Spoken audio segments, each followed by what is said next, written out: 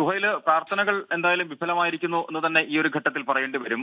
നടത്തിയ 4 ദിവസം നടത്തിയ ശ്രമങ്ങളെല്ലാം തന്നെ ഒന്നും തന്നെ ഫലം കണ്ടില്ല എന്നുള്ളതാണ്. ഇന്നിപ്പോൾ 100 പേരടങ്ങുന്ന സ്പെഷ്യൽ ടാസ്ക് ഫോഴ്സ് ആണ് രാവിലെ മുതൽ തന്നെ പരിശോധനകളൊക്കെ നടത്തിയത്. അതിനിടയിലാണ് ഇപ്പോൾ മൃതദേഹം കണ്ടെത്തി എന്നുള്ളൊരു വാർത്ത പുറത്തു വരുന്നത്. അത് എവിടെ നിന്നാണ് മൃതദേഹം കണ്ടെത്തിയതെന്ന് തുടങ്ങിയ വിശദാംശങ്ങളൊക്കെ നമുക്ക് അല്പസമയത്തിന് ശേഷം കൃത്യമായി തന്നെ നൽകാനാവും.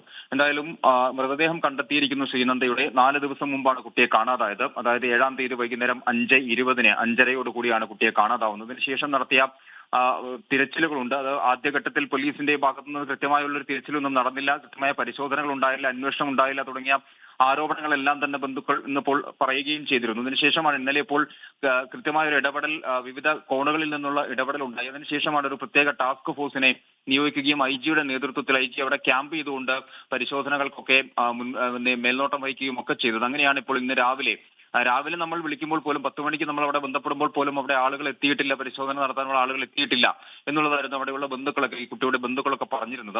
എന്തായാലും അല്പസമയം മുമ്പ് നമ്മൾ ബന്ധപ്പെട്ടപ്പോൾ അവിടെ പരിശോധന ഇപ്പോൾ നടക്കുന്നുണ്ട്, പക്ഷേ കാര്യമായ അർത്ഥത്തിലുള്ള പരിശോധനയല്ല എന്നൊക്കെയായിരുന്നു അവർ പറഞ്ഞിരുന്നത്. എന്തായാലും ഇപ്പോൾ മൃതദേഹം ലഭിച്ചിരിക്കുന്നു, കുട്ടിയുടെ മൃതദേഹം കണ്ടെത്തിയിരിക്കുന്നു എന്നുള്ളതാണ് ഒരു വാർത്തയായി അല്ലെങ്കിൽ ഇപ്പോൾ ഒരു വിവരമായി തന്നെ പുറത്തു വരുന്നത്.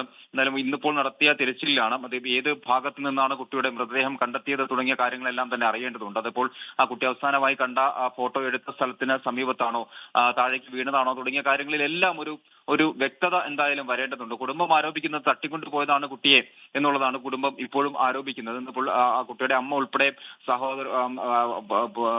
പിതാവിന്റെ സഹോദരൻ ഉൾപ്പെടെ പറഞ്ഞിരുന്ന ഒരു കാര്യമെന്ന് പറയുന്നത് അപകടത്തിൽപ്പെട്ടതാവാനുള്ള സാധ്യതയില്ല, കാരണം അവിടെ എന്തെങ്കിലും അങ്ങനെ സംഭവിച്ചാൽ അത് ആരെങ്കിലും കാണേണ്ടതായിരുന്നു എന്നുള്ള കാര്യങ്ങളൊക്കെ പറയുന്നുണ്ട്. അവിടെ നിന്നും മുകളിലോട്ട് കയറി വരുന്ന വഴിക്ക് എന്തെങ്കിലും സംഭവിച്ചതായിരിക്കാം എന്നുള്ളതാണ്. അതായത് ഈ ഫോട്ടോ എടുത്ത സ്ഥലത്ത് നിന്നും മുകളിലേക്ക് ഒരു 60 പടികളുണ്ട്. ആ പടി കയറി വന്നാൽ അവിടെ പാർക്കിങ്ങിലോട്ടാണ്. അവിടേക്ക് എത്തുമ്പോഴേക്കും ബന്ധുക്കൾ അവിടെ എത്തുമ്പോഴാണ് ശ്രീനന്ദയെ കാണുന്നില്ല എന്നൊരു കാര്യം ഇവർ തന്നെ തിരിച്ചറിയുന്നത്. അങ്ങനെയാണ് എന്തായാലും ഇപ്പോൾ കൃത്യമായ അർത്ഥത്തിലുള്ള പരിശോധന ഇന്നിപ്പോൾ രാവിലെ മുതൽ നടത്തുന്നു. അതിനുശേഷമാണ് ഇപ്പോൾ ഈ മൃതദേഹം കണ്ടെത്തി എന്നുള്ള ഒരു വാർത്ത എന്തായാലും പുറത്തു വരുന്നത്.